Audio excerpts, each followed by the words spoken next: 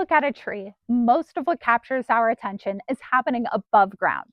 We see the canopy, the leaves, the branching structure, and the overall form of the tree. But what we see above ground is only part of the organism.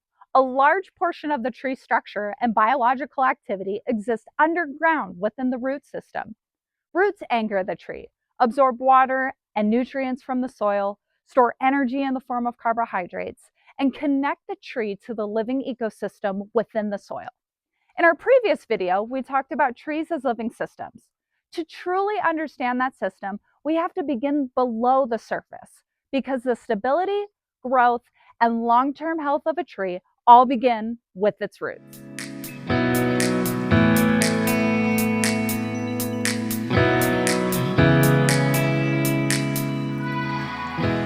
So you have this big, beautiful tree, right? And it has to endure gravity, wind, rain, different weight distributions if animals or people climb in them. That tree doesn't hold itself.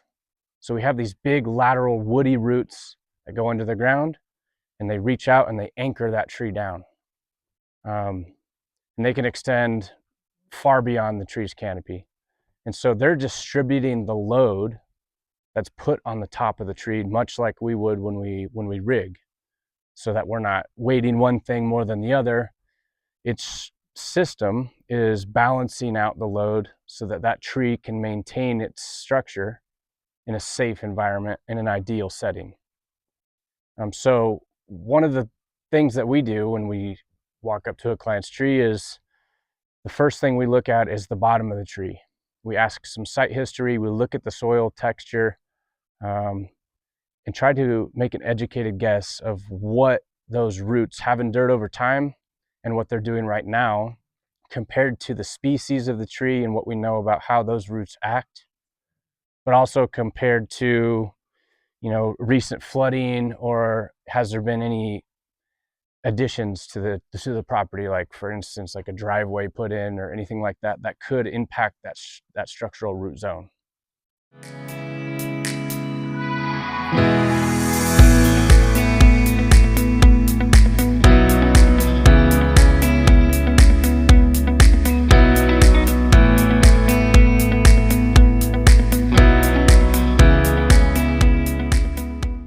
A common misconception is that tree roots grow deep into the ground like a large taproot. While some young trees can develop a taproot, most mature trees rely primarily on lateral root systems that spread outward through the soil rather than downward. In fact, the majority of a tree's root system exists within the top 12 to 36 inches of soil. This is the layer where oxygen, moisture, and biological activity are most available. Because of this, a mature tree's root system can extend well beyond the canopy. In many cases, roots can spread 2 to 3 times the width of the tree itself. So we know about the big structural woody roots, like these ones behind me. Those go out right off the trunk and they're big and they anchor. They're searching, right? And they pound through compaction, basically paving the way.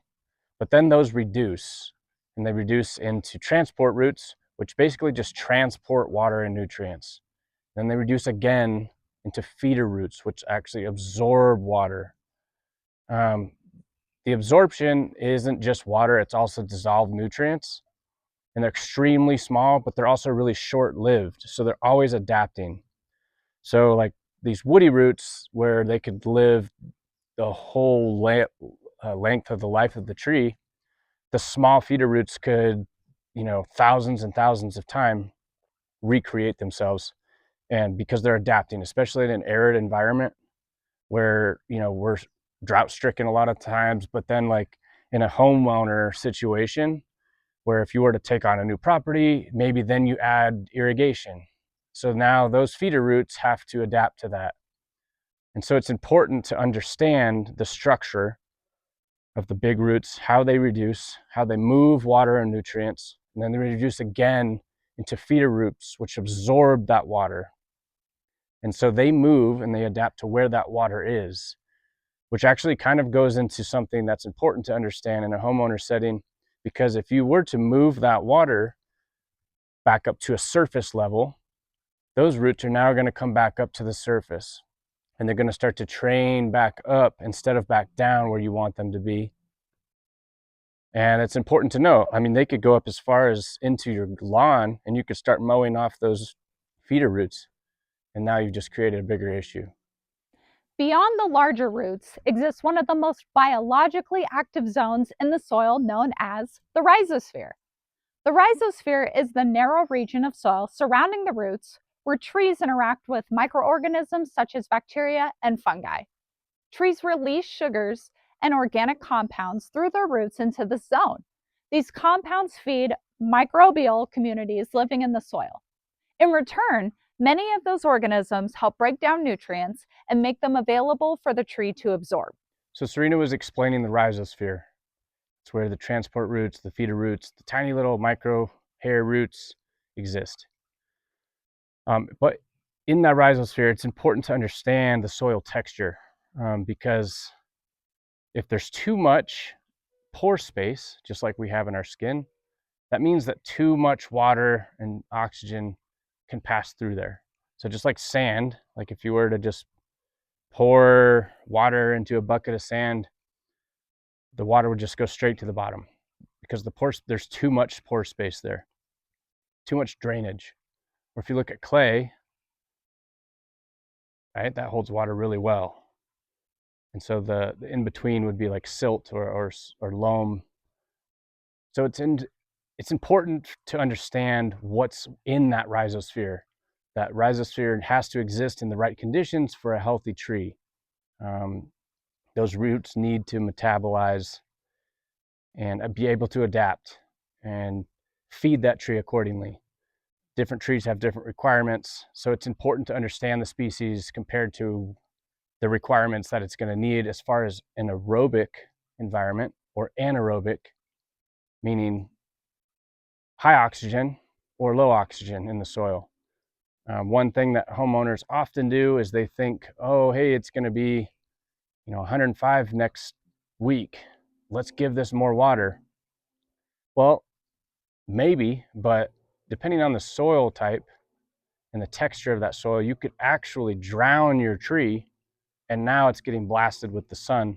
You just created a bigger problem.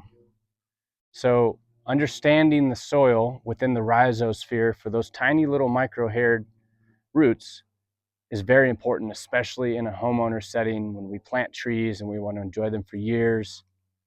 So going through all these big structural roots to the micro hairs, it really kind of is a symbiotic relationship with the soil itself. Inside that soil and inside the rhizosphere, ideally, with healthy soil, would be good fungi, good bacteria. Think of a forest floor. You walk through the forest, there's trees everywhere, there's fuels, meaning like little shrubs growing. That's because there's a healthy balance of good fungi and good bacteria in that soil, and it's been compacting and biodegrading subtly for years and years. Where in a homeowner setting, a lot of times what we do is we just fertilize something thinking that we don't really know why, we just know that it needs something. But understanding what it needs is important, and understanding the soil texture and the type is important so that we know how those roots are going to react to the environment that we just put them in. So tying back into pore space and the rhizosphere and the environment that those roots survive in, soil compaction is really interesting. A lot of times site history for a consulting arborist is really important. So we'll ask a lot of questions about, over the last however many years, tell me what's been going on around this tree within the rhizosphere, basically. We understand the rhizosphere. You're starting to understand what that rhizosphere is. So it's important for us to understand its history. So let's say that there's a big tree in the front yard and it's been there 60 years and you want to put in a new garden bed, but your engineer tells you that you need to put a footer in, and that footer is going to be 18 inches. Well, we just learned that within those 30 inches or so, probably even less, is that rhizosphere. So when you cut through there and you start compacting that rhizosphere, now you've got problems. You've created an anaerobic environment where like when I showed you the sand and the clay, how the clay is really compacted and it doesn't have a lot of room for oxygen and carbon dioxide to exchange, those roots are going to see problems now. A lot of times, even like think about it like a construction site around old trees. You know, if a university was trying to do a new courtyard, right, around some old trees, a lot of times what happens is they compact that root zone and they don't even realize what they're doing. They'll drive heavy equipment over it and they'll compress that soil and compress that pore space. So now they've changed the availability of oxygen and minerals for those feeder roots and those transport roots. So now those roots are kind of in shock because now they suddenly have to adapt and try to figure out how to provide the tree with the nutrients and the oxygen and the water that it needs. So soil compaction is one of the most overlooked problems with tree roots out there today. Most homeowners don't even think about it, let alone understand what the rhizosphere is, how it operates, and why it's important. And so that's one reason why soil compaction is so important to understand, is because it's really easy to do. Now, one trick as a homeowner that you could do is if you know you're going to be driving back and forth, you know, let's say you're trying to move something with a tractor, just put down some wood chips. Drive over the wood chips. Don't drive over the dirt. Now the wood chips are compacting, but the soil isn't. The soil texture isn't changing. So that tree really isn't seeing the effects of it the same way it would as if you were to just drive over it. If you have a driveway right next to some trees, eventually those big woody roots are going to find their way, as long as they're staying healthy, and they're probably going to crack your concrete, but they're still compacted. So now they're forced to adapt. So whatever we can do to keep the tree as healthy as possible is the best way for it to defend itself against anything, whether it be an anaerobic environment in the rhizosphere, insects, drought. We want to give it the best chance possible. So soil compaction, I just want to nail that down, is really important to understand how that could affect the tree. And you might not see the effects of it immediately. Soil compaction now could present itself in 2 years in the tree, and nothing else has changed with the tree. Your watering hasn't changed, but all of a sudden the tree just doesn't look that great. Well, that's why site history is so important, and understanding soil texture is so important. This is just one of the many things that we do as arborists to help you understand your trees. So it's not just the tree that you're seeing, but it has a lot to do with the roots and what you can't see. At an even smaller scale, roots produce microscopic structures known as root hairs. These tiny extensions dramatically increase the surface area available for absorbing water and nutrients. When root hairs combine with the fungal threads produced by mycorrhizal fungi, the underground network becomes incredibly extensive. If all of those microscopic root hairs and fungal filaments associated with a mature tree could be stretched out, their combined length could extend for miles through the soil. What we often think as simple dirt is actually a living biological environment where roots, fungi, bacteria, and microorganisms form an interconnected system that supports the tree.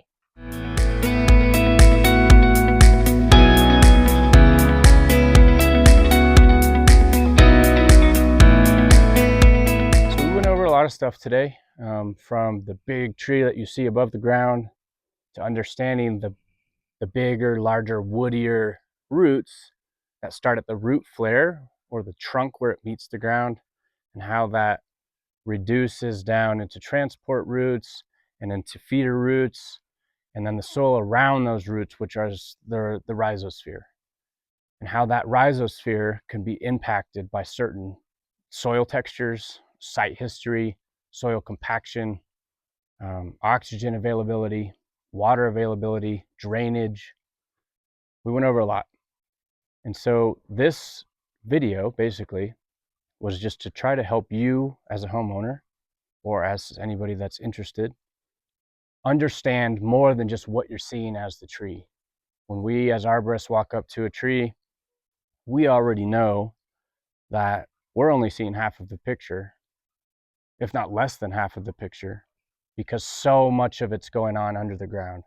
And so we have to educate you, and we have to be educated about what's going on under the ground in order to understand what we can see above the ground. Thanks for learning with us today. If you're interested in learning more about the tree system, make sure to like and subscribe to our channel.